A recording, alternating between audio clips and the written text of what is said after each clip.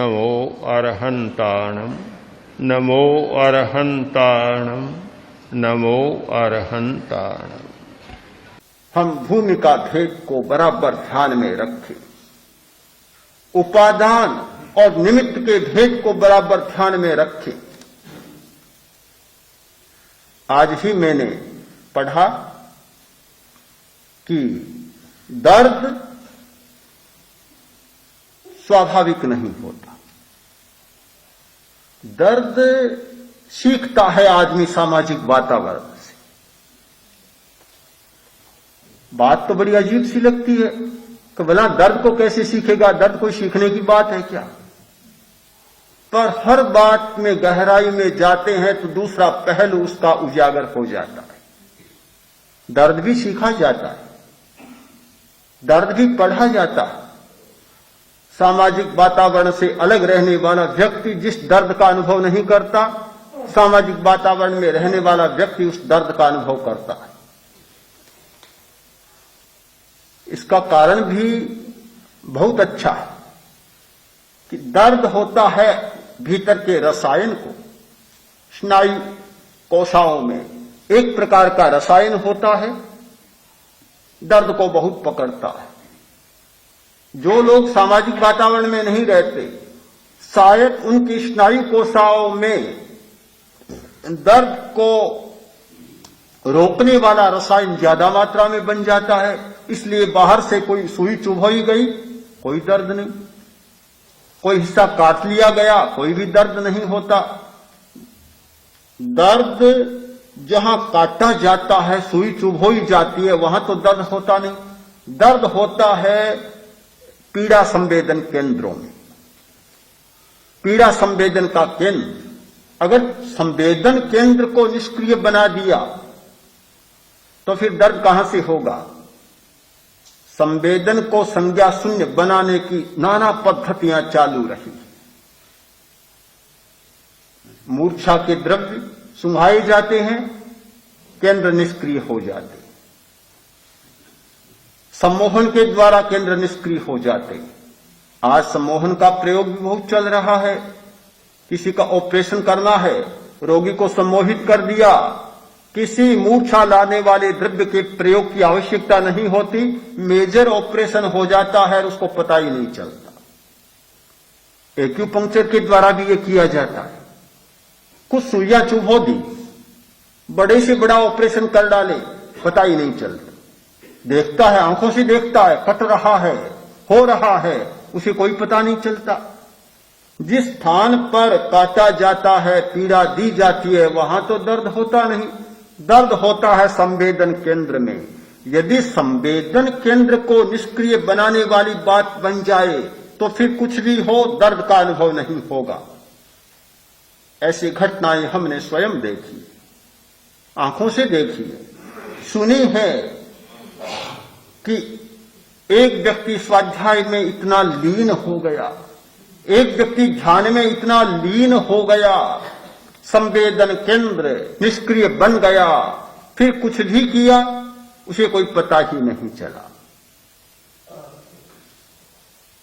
एक संवेदन केंद्र की निष्क्रियता और दर्द। तो दर्द अपने आप में नहीं होता, दर्द का भी एक कारण होता है, पीड़ा का भी एक कारण होता है। हम ध्यान के द्वारा ऐसी प्रक्रियाओं का आलंबन लेते हैं, ऐसे प्रयोग करते हैं जिससे बाह्य निमित्त भी निष्क्रिय बने। व्यर्थ नहीं कहता हूं कि बाह्य निमित्तों को निष्क्रिय न बनाए।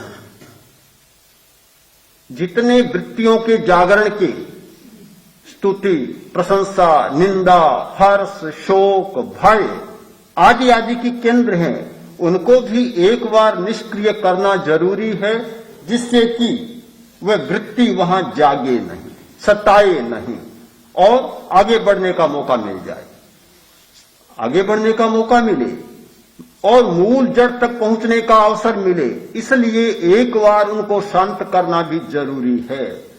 किंतु इतनी लंबी चर्चा मैंने इसलिए की, इसको अंतिम मानकर न बैठ जाए। ये शरीर प्रेक्षा, चैतन्य केंद्र प्रेक्षा, लिष्या ध्यान, ये कोई अंतिम बात नहीं है, ये मध्यवर्ती मार्ग है, मध्य विश्राम है। एक यात्री के लिए विश्राम करने का होटल या विश्राम करने की धर्मशाला है, किंतु मंजिल नहीं है। हमें पहुंचना वहां तक है कि चैतन्य का अनुभव होने लग जाए, एक प्रमाद जाग जाए, मूर्छा टूटे, जागृति बढ़े। अंतिम हमारा लक्ष्य है वह जिस दिन मूर्छा टूटती है, जागृति बढ़ती है, हम अपनी भूमिका के पास पहुंच जाते हैं, जहां पहुंचने पर सारी रेखाएं सीधी हो जाती, सारी रेखाएं सीधी होती है। प्रिंसिपल ने पूछा विद्यार्थी से कि टेढ़ी रेखा कैसी होती है, उसका ही लड़का था। टेढ़ी रेखा कैसी होती है? आप जैसी। सीधी रेखा कैसी होती है? कि मेरी मम्मी जैसी। ये टेढ़ी मेढ़ी रेखाएं सारी समाप्त हो जाए और साधना करने वाला व्यक्ति सीधी रेखा में पहुंच जाए, मातृका पर पहुंच जाए। मातृका पर पहुंचने का मतलब होता है मूल स्थान पर पहुंच जाना, रिजु हो जाना। रिजु धर्म का और वक्रता का कोई संबंध नहीं है। जैन आगमों में मोक्ष के लिए एक शब्द का प्रयोग मिलता है, रिजु। उज्जुदंशी, रिजुदर्शी, मोक्षदर्शी। संयम का मतलब है रिजु, संयम रिजु, मोक्ष रिजु, साधना रिजु। कहीं भी कुटिलता का अंश बच गया, साधना समाप्त हो जाती है। तो हम उस सीधी सरल रेखा पर पहुंचे, सारी कुटिलताओं से परे। वहां पहुंचने पर जो अनुभव होना चाहिए वह शुद्ध चैतन्य का अनुभव होता है। और ये सारे प्रश्न जो इस भूमिका पर हमारे सामने उतरते हैं, अपने आप समाहित हो जाते। प्रश्न अच्छा है और बहुत साफ है।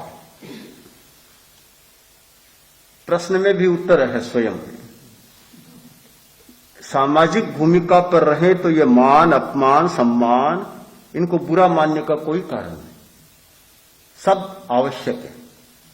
सामाजिक जीवन में अगर असम्मान होता है तो बुरी बात है, सम्मान होता है तो अच्छी बात है। सबका अपना मूल्य है। कोई व्यक्ति सम्मान की भावना रखे तो अच्छी बात है, अपमान न होने की भावना रखे ये अच्छी बात है, अपमान से घबराए यह भी अच्छी बात है। एक आदमी पद के लिए उम्मीदवार बनता है तो बहुत अच्छी बात है, बुराई क्या है उसमें? अगर लोकतंत्र में कोई राष्ट्रपति या प्रधानमंत्री का बनने के लिए उम्मीदवार बनता है तो कोई बुराई नहीं है।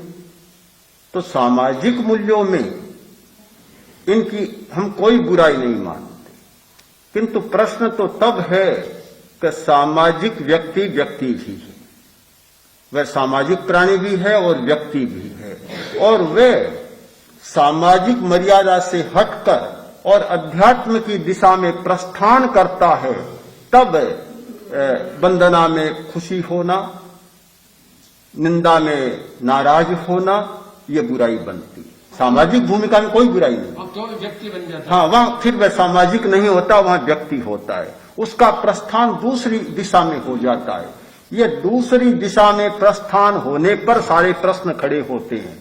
अगर सामाजिक भूमिका में वंदना पर कोई खुश होता है, निंदा में दुखी होता है, तो बिल्कुल स्वाभाविक और अच्छी बात है, कोई बुराई नहीं है उसमें, और ऐसा होना चाहिए।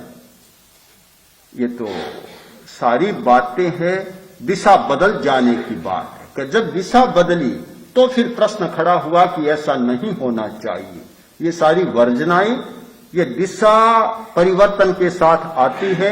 एक दिशा में चलने उसके लिए ये वर्जनाएं बिल्कुल बेकार और अर्थहीन।